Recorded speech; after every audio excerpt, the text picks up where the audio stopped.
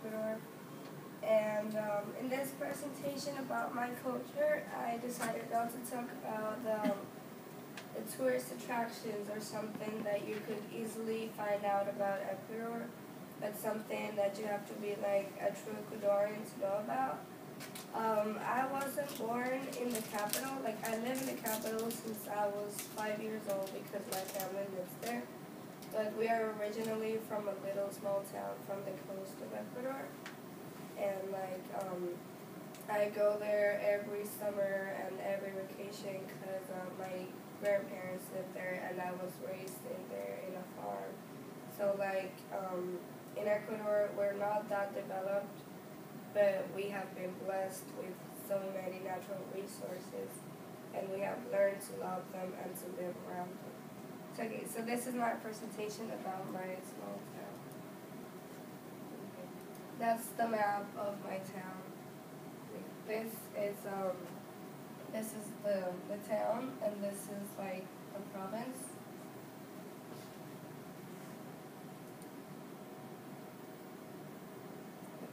That's the town, that's the province. Like, it's a little bigger than the rest of the small towns, but small anyway. Like, all the buildings are really old-fashioned, and like everything, all the city is practically just like that. Like old houses with old shops. There's nothing really luxurious. Like just a lot of farms, and but it's really, really beautiful. Like, we have some monuments and like a lot of natural beauty.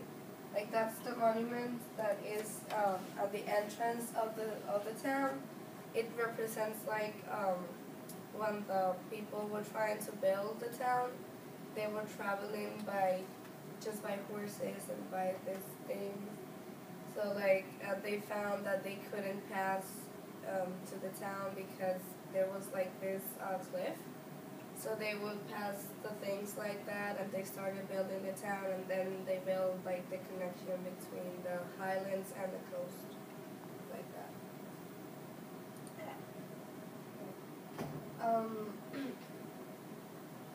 Okay, one of the most important things about my country in general is that we are really attached to our traditions.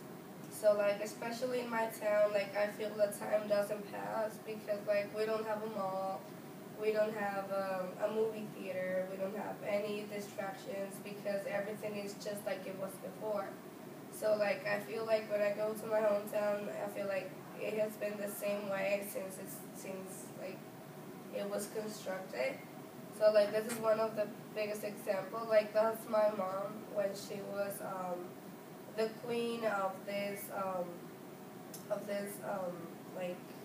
it's a group that they have, and my grandpa joined the group when he was 16, and then he had my mom, and my mom was the queen, and then 1,000 years later I was the queen. So it's the fact that we keep the traditions and we don't change things. That's me and my grandpa last year when I was the queen. So it was really touching for them since they remember when my mom was the queen and they could see how we don't change things.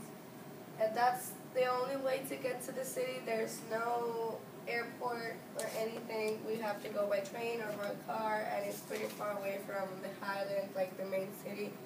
That's the food. I'm going to talk a little bit about the food because it's really important for us because Latino families, we are really focused in our families. So at least once each week, all of us go to a single house, and all of us will cook for a big family. So this is one of a really easy recipes, but it's really good, and it's just found in Ecuador. This is the ceviche. There's ceviche in Peru and ceviche everywhere, but this is the Ecuadorian ceviche, which is just lemon with shrimp and onions, and it's really good, and we eat it with the green bananas and with popcorn.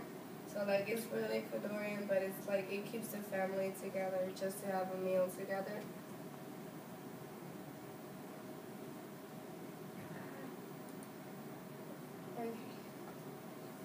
but it's really good. I like it. That's what we use for the Dia de los Muertos, for the Day of the Dead. Like, we're not like Mexico that we celebrated opening the coffins, but we celebrate it by representing the death into a meal. So that's the colada morada, which is kind of a smoothie, but it's more like a juice, and it represents the blood of the dead. And that's the guagua de pan, which is a bread in the shape of a corpse. So like we just eat it in the month of November because the Day of the Death is the 2nd of November, and it's really a really good tradition because like especially in my hometown, the Day of the Death is so important because all the cemeteries are filled with everyone's families.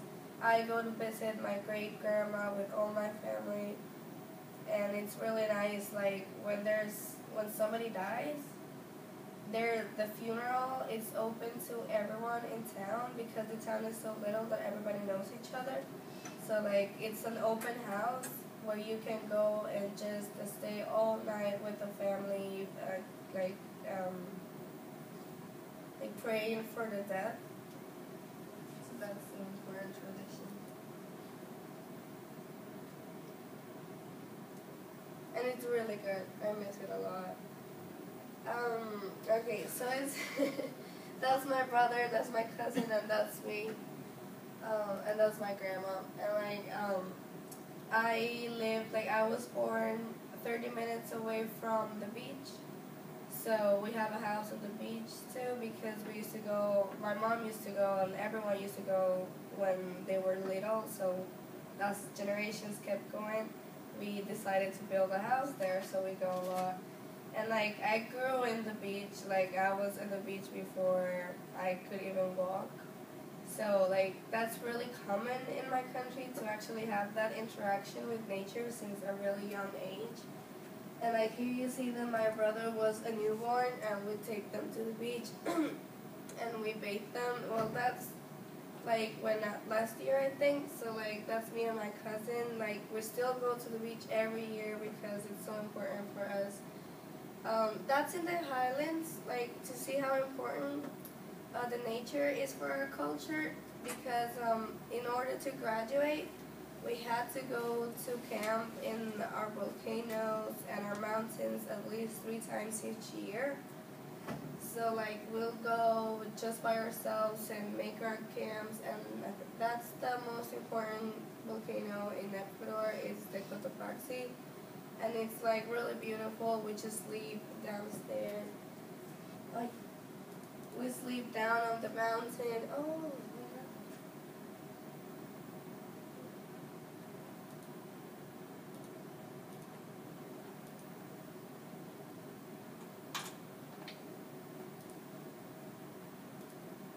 We just sleep down off the mountain, and it's really cold, but it's a really nice experience because you actually get to go outside the city and like interact with nature.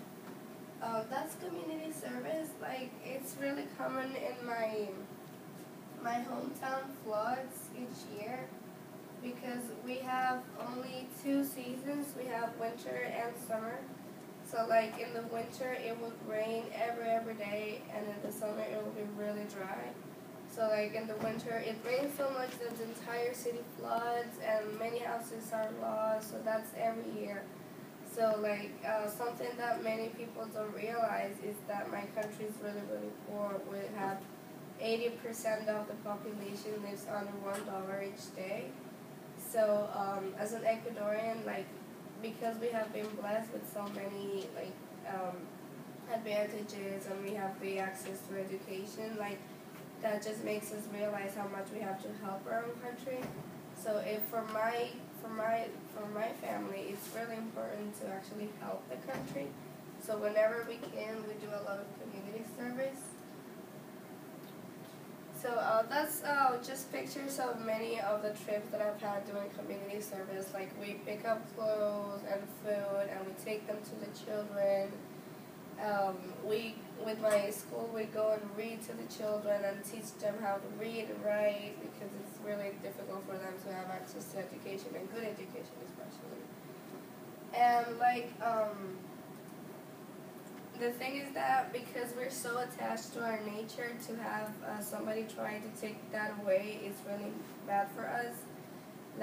We have the part of the Amazon forest, and recently the oil company wanted to chop it out because they wanted the oil that's out underneath the forest. So in my school we did a lot of reactions to that, and I painted a lot of paintings like this one, just as our response to that issue, saying how much we care about our nature. And that's the last thing. That's my grandma. She raised me when I was born because my parents were really young, and she's really actually the reason that I'm here right now because she's a really independent woman.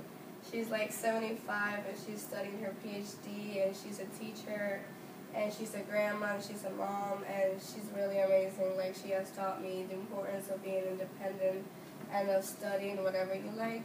That's my grandpa and my grandma, and they have taught me all my values and the fact that I have to live, I have to go to another country to study the things that I like. So yeah. Oh, what's that? So okay, so that was it. That's it. Thank you.